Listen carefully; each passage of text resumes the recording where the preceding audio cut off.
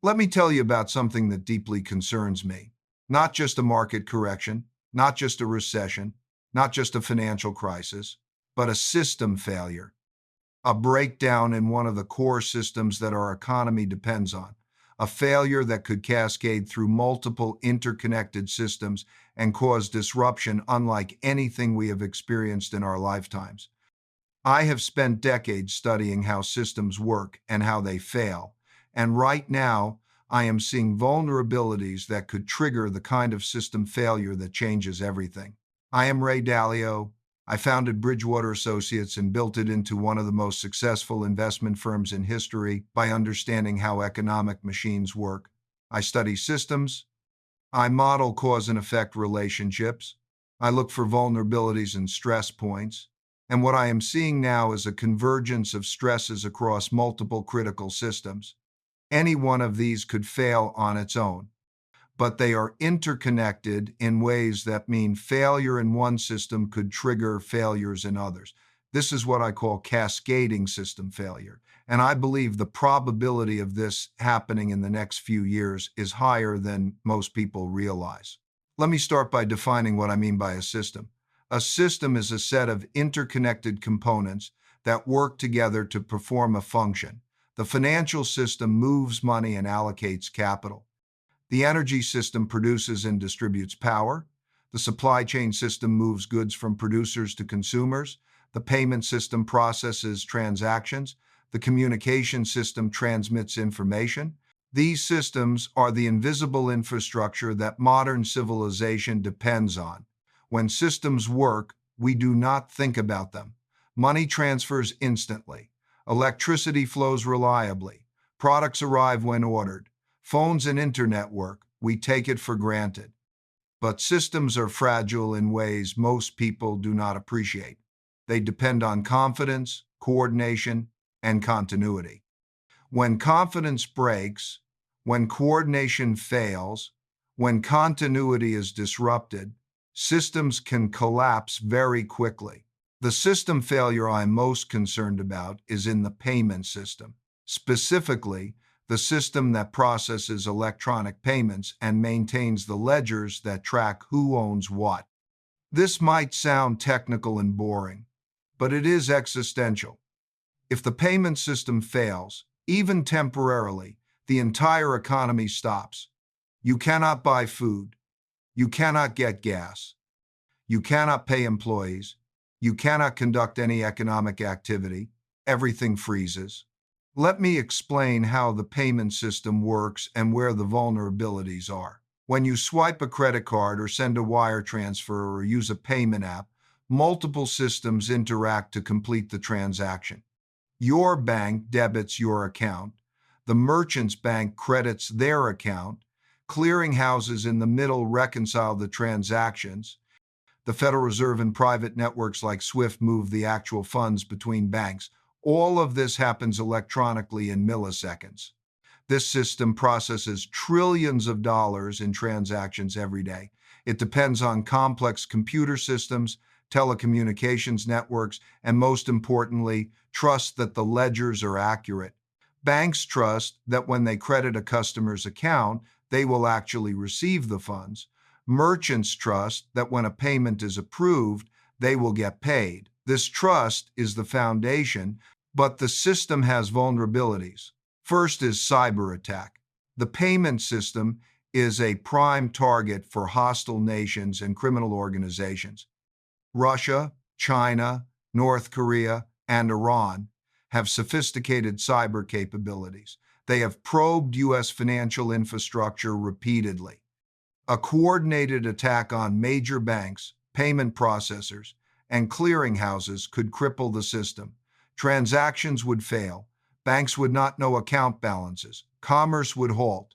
We saw a small taste of this in 2023 when a major cloud service provider had an outage that affected payment processing.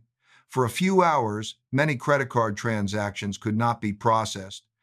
Now, imagine if this was not an accident but a deliberate attack, and it lasted days instead of hours. The economic damage would be catastrophic. Second vulnerability is technical failure or cascade. These systems are enormously complex. They have redundancies and backups, but they are not infallible. A software bug, a hardware failure, a configuration error could cause a cascade. One system fails and triggers failures in connected systems. In 2020, a single misconfigured router at a major telecommunications company took down large portions of the internet for hours. A similar failure in the banking system could freeze payments globally. Third vulnerability is loss of confidence. The payment system depends on banks trusting each other and customers trusting banks. If confidence breaks, the system can fail, even without technical problems. Imagine if rumors spread that a major bank was insolvent. Customers might rush to withdraw deposits. Other banks might refuse to transact with that bank. The bank would fail, but the failure could spread. If people lose confidence in banks generally, they try to withdraw cash. ATMs run out of money. Banks do not have enough physical currency to meet demand. Panic spreads. This is a bank run, but in the digital age, it happens much faster and can be more severe. Fourth vulnerability is cyber attack on the ledger itself. The fundamental record of who owns what is stored in databases at banks and financial institutions. These databases are the source of truth. If attackers could corrupt these databases, alter account balances, or delete records, it would create chaos. Even if backups exist, reconciling and restoring would take days or weeks. During that time, no one would know account balances with certainty. Transactions would halt.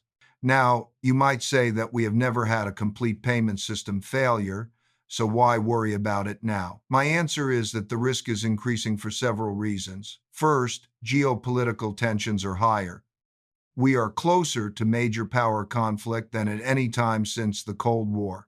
Cyber warfare will be a key component of any future conflict. Attacking the enemy's financial system would be an obvious strategy. Second, the systems are more complex and more interconnected than ever. Complexity creates more failure points. Interconnection means failures spread faster. Third, more of the economy depends on electronic payments. 50 years ago, most transactions were cash. Today, almost everything is electronic. We have no backup if the electronic system fails. Fourth, the players who could attack these systems are more sophisticated. State-sponsored hackers have capabilities that rival or exceed our defenses. Let me walk through a scenario of how a payment system failure could unfold. This is not science fiction. This is based on realistic assessment of vulnerabilities and cascades. The scenario starts with a geopolitical trigger. Imagine conflict breaks out over Taiwan. China and the U.S. are in direct military confrontation. As part of the conflict, China launches a coordinated cyber attack on U.S. financial infrastructure. The attack is sophisticated and multi-pronged. It targets major banks, payment processors like Visa and MasterCard, clearinghouses, and the Federal Reserve's payment systems. It uses malware that has been pre-positioned in these systems for months or years, waiting for activation. The malware corrupts databases, alters transaction records, and takes down networks. Within hours, the payment system is crippled. Credit card transactions fail. Wire transfers cannot be processed. ATMs stop working. Mobile payment apps show errors. In the first few hours, most people assume it is a temporary glitch. They try their cards at different stores or wait for systems to come back online. But as hours turn into a day, panic starts to set in. People realize this is not normal. Social media spreads fear. People rush to banks to withdraw cash, but banks are closed or have limited cash on hand. ATMs are empty or not working. People cannot access their money. Within 2 days, the impact cascades to the real economy. Grocery stores cannot accept electronic payments and do not have enough cash on hand. They stop selling or only accept cash. Gas stations face the same problem. People cannot buy food or fuel. Supply chains break down because truckers cannot pay for diesel. Factories close because they cannot pay workers or suppliers. The economy grinds to a halt. The government declares a state of emergency. They deploy military to critical infrastructure. They try to restore payment systems, but the damage is extensive and the systems are complex. It takes weeks to fully restore functionality. During that time, there is massive economic disruption, supply shortages, and social unrest. Even after systems are restored, confidence is shattered. People question whether their money is safe. They demand cash. They buy gold and other hard assets. The financial system is permanently changed. This scenario is not inevitable, but it is plausible. And even a less severe version, where the payment system is disrupted for a few days rather than weeks, would cause enormous damage and lasting psychological impact. Once people experience the fragility of the system, they can never fully trust it again. Now let me talk about the second system failure I am concerned about, the energy grid. The United States power grid is old, fragile, and vulnerable. Much of the infrastructure was built 50 to 70 years ago and has not been adequately maintained or upgraded. The grid depends on complex coordination between thousands of generators, transmission lines, and distribution systems. It operates at the edge of capacity during peak demand. The vulnerabilities in the energy grid are similar to the payment system, but with physical components that make recovery even more difficult. Cyber attack could take down control systems for power plants and transmission lines. Physical attack on critical substations could disable portions of the grid. Natural disasters like hurricanes, wildfires, or extreme cold can overwhelm the system. And cascading failures, where one part of the grid failing triggers failures elsewhere, are a constant risk. We have seen glimpses of what grid failure looks like. Texas in February 2021 when extreme cold caused widespread blackouts. California repeatedly during fire season when power shut off to prevent fires. Puerto Rico after Hurricane Maria, where parts of the island were without power for months. But these were regional events. A national grid failure would be catastrophic. Imagine a scenario where multiple substations in different regions are attacked simultaneously. Transformers are destroyed. These are not off-the-shelf components that can be quickly replaced. Large power transformers take months or years to manufacture. If dozens are destroyed across the country, replacing them would take years. During that time, large portions of the country would have intermittent or no power. Without electricity, nothing works. Refrigeration fails, food spoils. Water treatment plants cannot operate, water becomes unsafe. Hospitals lose power beyond their backup generators. Communication systems fail. Gasoline pumps do not work. The economy cannot function. Society breaks down quickly without electricity. We are not prepared for this scenario. Most people have no backup power. Most communities have no emergency plans for extended outages. The third system I am concerned about is the supply chain system.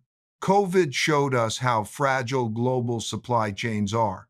When Chinese factories shut down, products stopped flowing. When ports got congested, goods sat in containers for weeks.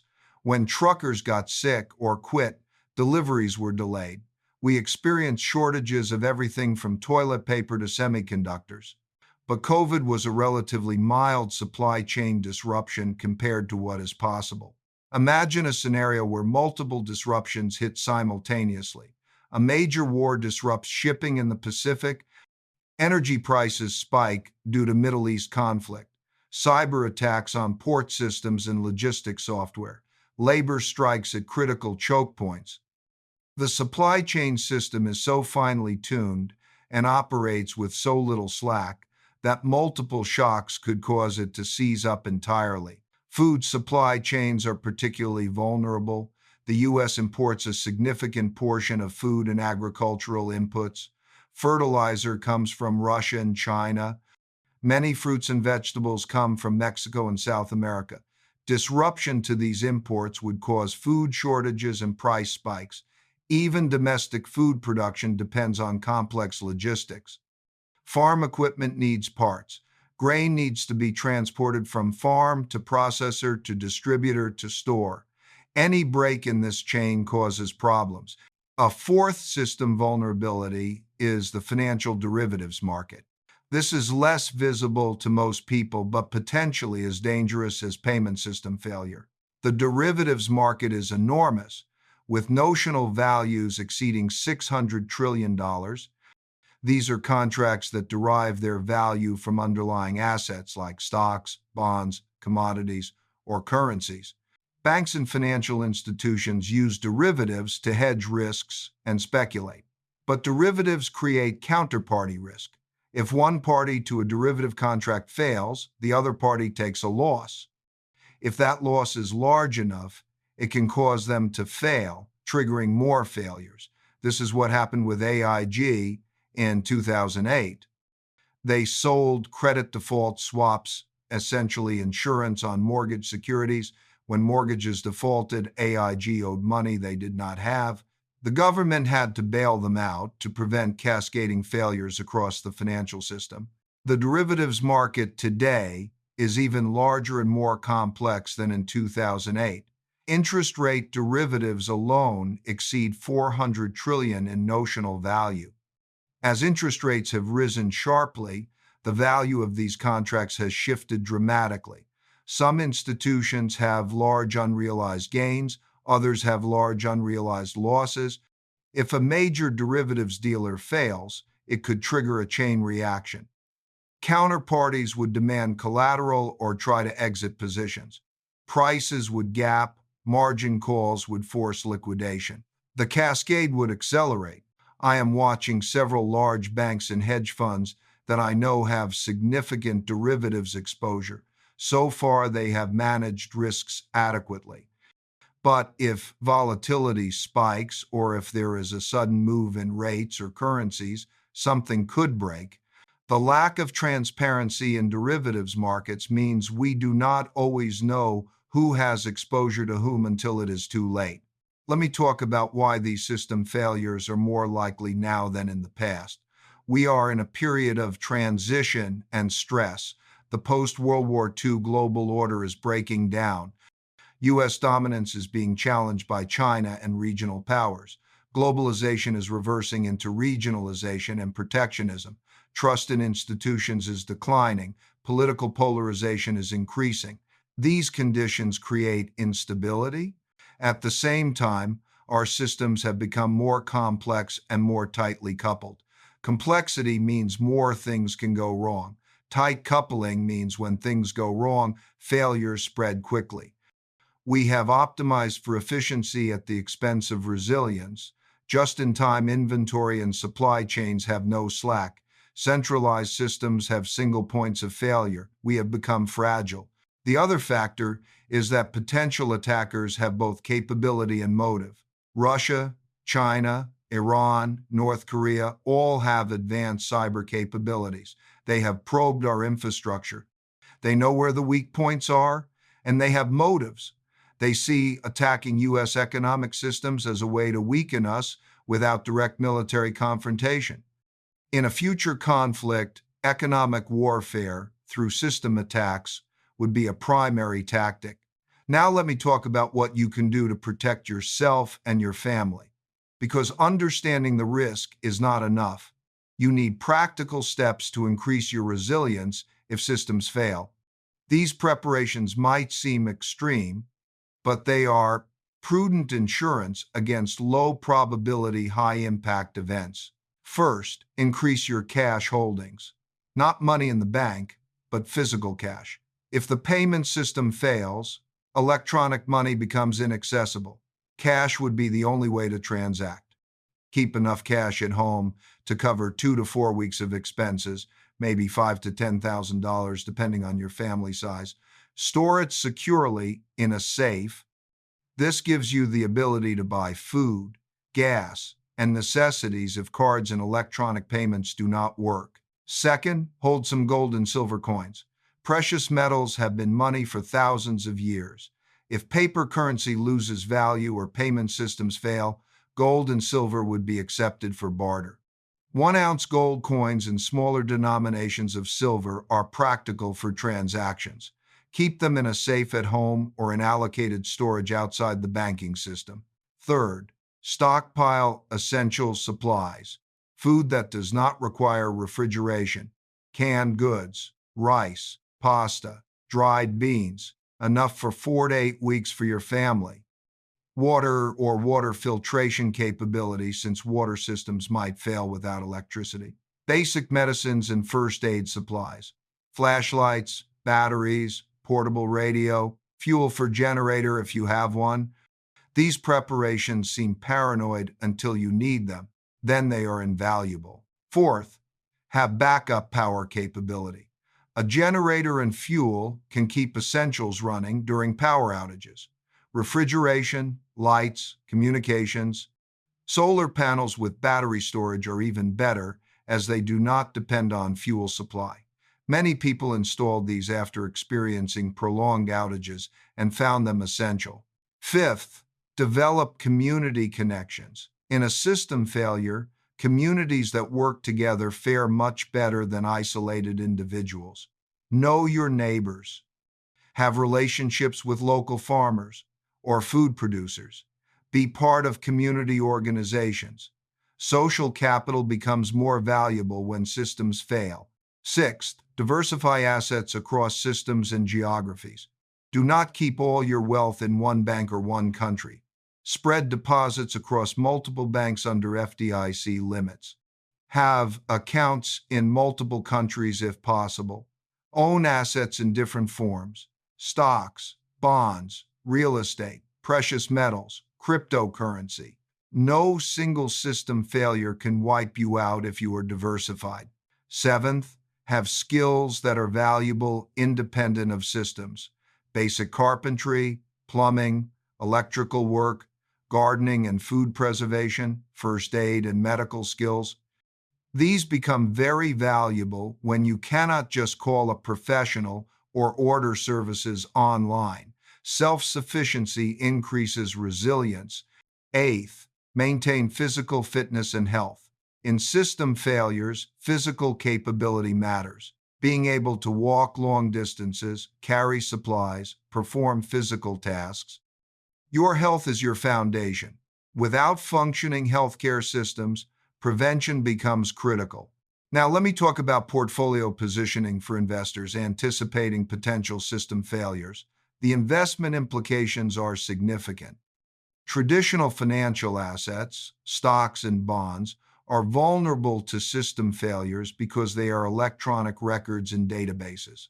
If those systems fail or confidence in them breaks, valuations become uncertain. Real assets, things that exist physically independent of electronic records, become more valuable. Farmland, timberland, real estate you can use. Commodities, especially food, energy, and metals. These have intrinsic value that does not depend on financial system functioning. Companies that own hard assets, mining companies, energy companies, agricultural companies, also gain relative value. Gold and precious metals are classic system failure hedges. They have been money for millennia, independent of any government or electronic system. In every historical system failure, precious metals have preserved wealth. I maintain significant gold holdings, both physical and in ETFs, as insurance. Cash, while useful for near-term transactions, is vulnerable to system failure if governments respond with money printing. The currency might still exist but lose purchasing power rapidly. So cash is useful tactical position but not long-term wealth preservation. Cryptocurrency advocates argue that Bitcoin and other cryptocurrencies are system failure hedges because they are decentralized. This is partially true. Cryptocurrency does not depend on traditional banking systems, but it depends on the internet and the electrical grid. If those systems fail, cryptocurrency becomes inaccessible. It is also highly volatile and untested in real crisis. I view cryptocurrency as interesting but not proven as a system failure hedge. The optimal portfolio for system failure risk is diversified across multiple asset types and systems, some financial assets for upside if systems do not fail, some gold for ultimate insurance, some real assets for practical value, some cash for near-term liquidity, no concentration in any single system or dependency. Let me address the counterarguments because many people will think I am being too pessimistic or alarmist. Some will say systems have never failed completely, so why worry now? But systems have failed repeatedly throughout history, just not recently in developed countries. The Romans experienced system failure when their empire collapsed. Weimar Germany experienced monetary system failure. The Soviet Union experienced total system failure.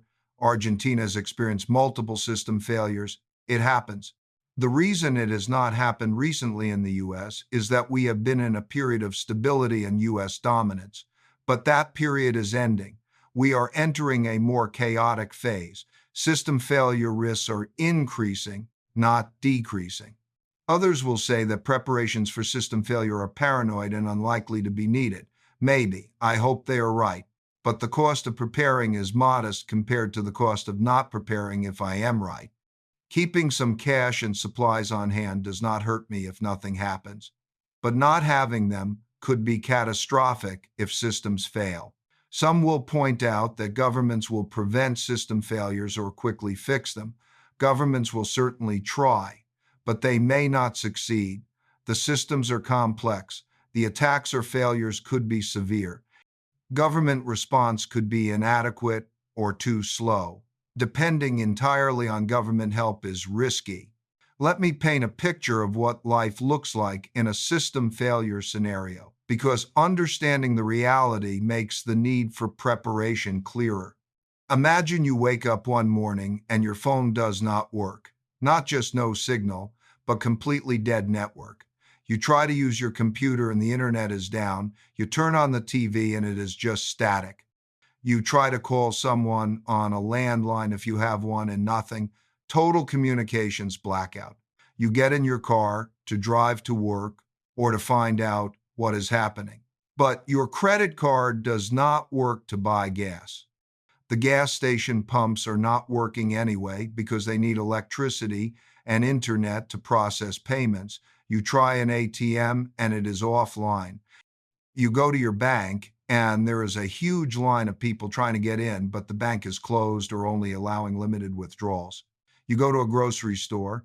There are people there, but the store cannot process credit cards. They are only taking cash. You have $40 in your wallet. You try to buy food, but prices have already doubled or tripled because of panic buying and limited supply. Your $40 does not go far. Other people are getting angry and pushing.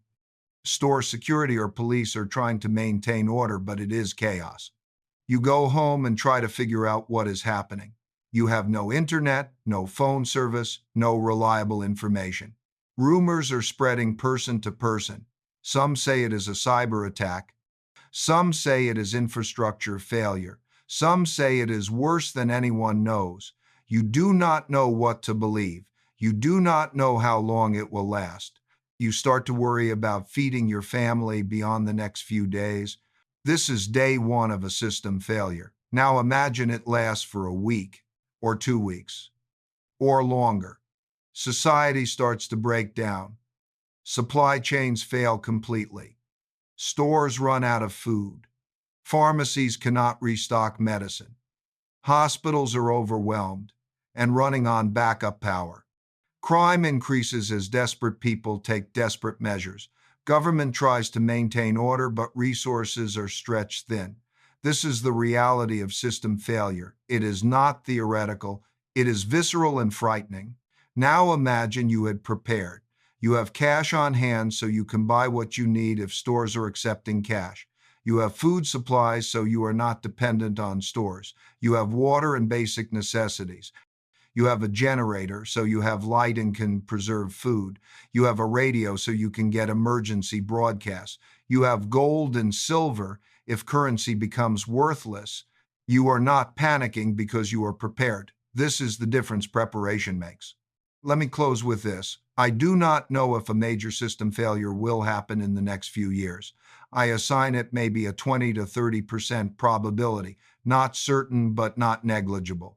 What I know is that the vulnerabilities exist, the stresses are increasing, the potential triggers are real, and the consequences would be severe.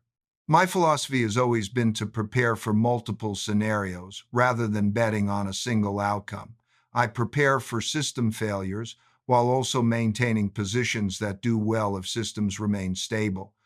This balanced approach has served me well for 5 decades. It allows me to sleep at night knowing I am prepared for whatever comes. The system failure that could happen next might be in payments, energy, supply chains, financial markets, or some combination. The specific failure is less important than understanding that failures are possible and being prepared. Increase your resilience, diversify your dependencies, build slack into your life, connect with community, own real assets. These steps make you more resilient regardless of which specific failure might occur. We live in a complex, interconnected, fragile world. The systems we depend on are not as reliable as we assume. Understanding this fragility and preparing accordingly is not pessimism, it is realism. It is prudence. It is taking responsibility for your own security rather than assuming systems will always work. The system failure that could happen next could change everything. Be ready for it. Have a plan. Increase your resilience. And hope that preparation proves unnecessary, but be glad you prepared if it proves essential. That is my message. That is what I am doing. And that is what I recommend you consider as well. But let me go much deeper into the interconnections between these systems, because understanding how failures cascade is critical to appreciating the full scope of risk. Systems do not fail in isolation. They are woven together in ways that mean failure in one triggers failures in others. Let me map out these connections. Start with the payment system failing. Within hours, the energy system is affected. Power companies cannot process customer payments. They cannot pay suppliers for fuel. Coal deliveries to power plants stop because truckers cannot get paid. Natural gas suppliers reduce flow because utilities cannot pay.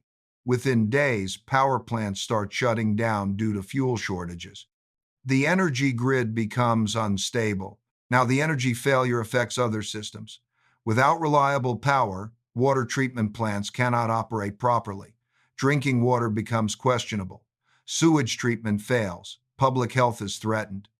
Telecommunication systems have backup power, but it is limited. Cell towers go dark after batteries drain. Internet infrastructure fails. Now communications are down. Without communications, the supply chain system breaks. Logistics companies cannot coordinate truck routes. Ports cannot manage container movements. Warehouses cannot process orders. Food distributors cannot dispatch to grocery stores. The just-in-time supply chain that keeps stores stocked fails within days. Shortages appear. Panic buying accelerates the depletion. Without supply chains functioning, the energy system is further stressed. Refineries cannot get crude oil. Gas stations cannot get fuel deliveries. This creates a feedback loop. Less fuel available means less trucking. Less trucking means more supply chain breakdown. More breakdown means even less fuel. The spiral accelerates. Now add in the social dimension. Without money, power, communications, or supplies, people become desperate. Crime increases. Looting starts. Government tries to maintain order, but police and military are stretched thin and facing the same system failures in their personal lives. Social cohesion breaks down. This further degrades all systems as workers do not show up, facilities get vandalized, and coordination becomes impossible. This is cascading system failure. What starts as a payment system problem becomes an energy crisis, becomes a supply chain collapse, becomes a social breakdown. Each failure makes the others worse. The interconnections create a doom loop that is very hard to stop once it starts. Let me give you historical examples of cascading system failures so you understand this is not theoretical. In 2003, the northeastern United States and parts of Canada experienced a massive power blackout. 50 million people lost power. The trigger was a software bug and some overgrown trees touching power lines in Ohio. But the cascade happened because the grid was operating at full capacity with no slack. One failure triggered others. Circuit breakers that should have isolated the problem failed. The cascade spread across 8 states in minutes. Most power was restored within a day, but some areas were without power for a week. The economic cost was estimated at $6 billion for a single-day blackout. Now imagine if the blackout lasted not 1 day but 2 weeks. The economic cost would be measured in hundreds of billions. The social cost would be incalculable. That is the difference between a contained failure and a cascading failure. In 1998, Long-Term Capital Management, a hedge fund, nearly caused a systemic financial crisis. LTCM had large derivatives positions with most major banks. When their trades went bad, they faced margin calls they could not meet. If LTCM failed, every bank that had derivatives exposure would take losses. Some of those losses would be large enough to threaten solvency. Those bank failures would trigger more derivatives failures. The cascade would spread through the entire financial system. The Federal Reserve organized a bailout to prevent the cascade. 14 banks contributed $3.6 billion to recapitalize LTCM and wind down positions in an orderly way. This prevented the immediate crisis, but it showed how interconnected the system is and how close we came to cascading failures. In 2008, we experienced a partial cascading failure. Lehman Brothers failed. This triggered credit default swap payouts. AIG, which had sold CDS Insurance, could not pay. The government bailed out AIG, but the damage spread. Credit markets froze, banks stopped lending to each other, money market funds broke the buck, commercial paper markets seized. The cascade was contained by massive government intervention, trillions in guarantees, loans, and asset purchases. Without that intervention, the cascade would have continued to bank failures, business bankruptcies, mass unemployment, and depression. These examples show that cascading system failures are real, they happen more often than people realize, and they require massive interventions to stop. The question is whether future failures can be stopped or whether they will be too severe or too fast for intervention to work. Let me talk about specific choke points in these systems that are single points of failure. In the payment system, there are a handful of clearinghouses that all transactions must pass through. The clearinghouse, which processes $2 trillion per day. Fedwire, the Federal Reserve System. SWIFT, for international transactions. If any of these goes down, massive volumes of transactions cannot be processed. There are backups, but they are not designed to handle full volume. In the energy system, certain transmission lines and substations are critical. The collapse of a few key substations could partition the grid into islands that cannot share power. There are not enough spare large power transformers to replace them if they are destroyed. Lead times to manufacture new ones are 18 months or more. This creates vulnerability to physical attack. In the telecommunications system, there are fiber optic cables that carry huge percentages of internet traffic. There are data centers that host critical services. Attacks on these choke points could cripple communications. There are also critical submarine cables that connect continents. The U.S. is connected to Europe and Asia by a small number of undersea cables. Cutting them would isolate the U.S. from global internet. In supply chains, there are ports that handle massive percentages of imports. Los Angeles and Long Beach ports handle 40% of U.S. container imports. Disruption there causes nationwide shortages. There are also specific products where supply is concentrated. Most pharmaceuticals are manufactured in China and India. Most advanced semiconductors come from Taiwan. Disruption to these sources would cause immediate shortages of critical goods. Understanding these choke points helps you assess where failures are most likely and most impactful. It also helps you prepare by identifying what you are most dependent on. If you depend on medication manufactured overseas, you want several months' supply on hand. If you depend on internet for work, you want backup communication methods. If you depend on grocery stores for food, you want stored food. Identifying dependencies is the first step to reducing them. Now let me discuss how different types of attacks could trigger system failures. Cyber attacks are the most likely trigger. They can be launched from anywhere, are difficult to attribute, and can target multiple systems simultaneously. A coordinated cyber attack on financial, energy, and telecommunications infrastructure could cripple all three at once. This would create the cascade I described. Nation-state actors have likely already penetrated U.S. critical infrastructure and installed malware that could be activated during conflict. This is called pre-positioning. You infiltrate systems during peacetime, plant malware, and wait. When conflict starts, you activate it all at once for maximum impact. U.S. intelligence agencies believe China and Russia have done this. We have probably done the same to them. The concern is that a crisis triggers these weapons being used. Physical attacks are less likely but possible.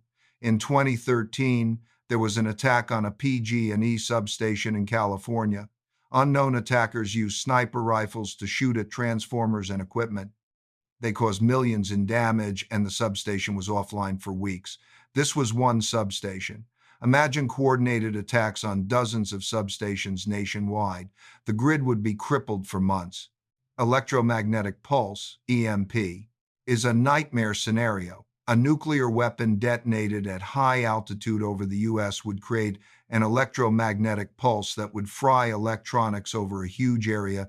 Power grid, telecommunications, computers, vehicles, everything with electronics would be destroyed. There would be no quick fix. It would take years to replace the damaged equipment. Civilization would essentially collapse in the affected area. This is low probability but catastrophic impact. Natural disasters can also trigger system failures. A major solar storm could damage power transformers and satellites. The Carrington event in 1859 was a solar storm that caused telegraph systems to fail. If a similar storm hit today, with our dependence on electronics, the damage would be catastrophic. Scientists estimate a 1 in 10 chance of a major solar storm in the next decade. Pandemics are another trigger. COVID showed that a pandemic can stress supply chains and labor forces. A more severe pandemic with higher mortality would devastate labor force, break supply chains, and potentially cause social breakdown. The systems depend on people showing up to work. If 20 or 30% of workers are dead or too sick to work, systems fail. Let me talk about different timeframes for system failures. Some failures happen suddenly. A cyber attack happens overnight. You wake up and systems are down. Other failures happen gradually. Supply chain stress builds over months. Energy shortages develop slowly.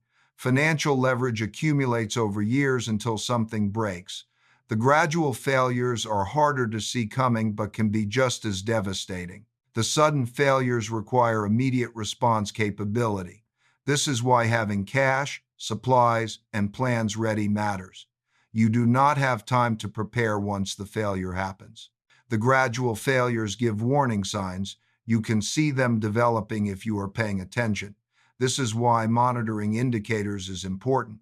Delinquency rates rising, defaults increasing, inventory shortages appearing. These are signals that stress is building. My approach is to prepare for both types. have immediate response capability for sudden failures, cash, supplies, backup power, security, and monitor indicators for gradual failures so you can adjust positioning as stress builds. This two-level preparation covers most scenarios. Let me address what wealthy individuals and institutions are doing to prepare for system failures, because the actions of the most informed and sophisticated players tell you something about perceived risks. Wealthy families are buying rural property away from cities. They are installing bunkers, backup power, water systems, food storage. Some are buying citizenship in stable countries as backup plans. New Zealand has become popular because it is isolated, stable, and has resources. Hedge funds and investment firms are gaming out crisis scenarios. They are stress testing portfolios. They are increasing allocations to gold, commodities, and real assets. They are reducing exposure to leveraged financial assets. They are building larger cash positions. These are defensive moves that suggest concern about system stability. Central banks are preparing for cyber attacks on financial systems. They run regular cyber war games. They have emergency plans for shutting down systems and running them manually if needed. The fact that they are preparing tells you they see the risk is real. Governments are also preparing. FEMA has contingency plans for grid-down scenarios. Military has plans for martial law if social order breaks down. These plans are classified, but their existence tells you that system failure is considered a realistic scenario at the highest levels. The actions of informed players should inform your own preparation. If wealthy people are buying rural retreats and storing food, maybe you should have some supplies. If central banks are preparing for cyber attacks, maybe you should have cash on hand. If militaries are planning for grid failure, maybe you should have backup power. You do not need to match their level of preparation, but you should take the risk seriously. Now, let me give very specific guidance by category. For food preparation, you want a mix of shelf-stable items, canned goods with long expiration dates, dried beans, rice, pasta, freeze-dried meals designed for camping, powdered milk, cooking oil, salt and spices, multivitamins. You want calories, protein, and micronutrients. Plan for 2,000 calories per person per day. A family of 4 needs 24,000 calories per month. That is a lot of food. Start with 2 weeks' supply and build to 8 weeks. For water, you need 1 gallon per person per day minimum. More if you are in a hot climate or doing physical work. You can store water in plastic containers. You also want filtration capability. Portable water filters can clean thousands of gallons. Purification tablets as backup. Water is more critical than food. You can survive weeks without food, but only days without water. For power, a generator is basic preparation. Gasoline or propane generators can run refrigerator, lights, and critical devices. Store fuel safely, rotate it so it does not go bad. Solar panels with batteries are better long-term because they do not depend on fuel. Solar has become much more affordable. A basic system costs a few $1,000s and can provide essential power indefinitely. For security, this is sensitive but important. In system failure scenarios, crime increases. You need to protect yourself and your family. This might mean firearms if you are trained and comfortable. It certainly means strong doors, locks, and deterrence, security lighting, cameras, a dog, being part of a community where neighbors watch out for each other. Do not advertise your preparations or you become a target. For communications, have battery-powered or crank radios to get emergency broadcasts. Ham radio if you have the license and training. Satellite phones or texting devices if you can afford them. Paper maps because GPS might not work, actual phone books or written contact information for important people. We are so dependent on digital communications that we forget how to function without them. For medical, have a well-stocked first aid kit, training in first aid and CPR, essential medications with extra supply, antibiotics if you can get them. Chronic medications like insulin or blood pressure meds work with your doctor to get extra supply. Basic medical equipment like thermometer, blood pressure cuff, medical knowledge books as reference. For financial, diversify across assets and systems, as I described earlier, cash, gold, cryptocurrency, international accounts. Do not keep everything in one bank or one form. Have copies of important documents in secure locations, property deeds, insurance policies, account information. If systems are down or corrupted, physical documentation becomes critical. For community, know your neighbors. Have relationships before you need them. Organize a neighborhood watch or disaster preparation group. Share skills. One neighbor knows plumbing, another is a nurse, another has military experience. Collective capability is greater than individual. In real emergencies, community bonds are what get people through. Let me close with final thoughts on mindset. Preparing for system failures is not about fear or paranoia. It is about rational risk assessment and prudent preparation. Insurance companies assess risks and prepare for them. That is all I am recommending. Assess the risk of system failures, understand they are possible, and prepare proportionally. The probability of any specific system failure is low, but the probability that some system experiences significant stress or failure in the next 5 to 10 years is high. We live in a fragile, interconnected world facing multiple stresses. Something will likely break. The question is what, when, and how severe. By preparing broadly, you increase resilience regardless of which specific failure occurs. The preparations overlap. Cash helps whether the payment system fails or there's just economic turmoil. Food storage helps whether supply chains fail or you lose your job.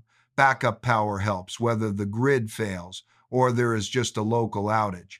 The preparations are useful in many scenarios, not just the extreme ones. The cost of basic preparation is modest compared to the potential cost of being unprepared. A few $1,000s in supplies, some time organizing and planning. This gives you and your family security and peace of mind. The cost of not preparing could be catastrophic if even a moderate system failure occurs. The system failure that could happen next might be payment systems, energy grid, supply chains, financial markets, or something I have not thought of. But some failure is likely. Prepare for it. Increase your resilience. Take responsibility for your own security. Do not assume systems will always work, and position yourself to weather whatever comes. That is the message. That is the reality. And that is what you can do about it. Understand the risks, prepare prudently, and maintain perspective. We live in an amazing time with incredible systems that make our lives comfortable, but those systems are fragile. Appreciate them while they work and prepare for when they might not. That balance of gratitude and prudence is wisdom.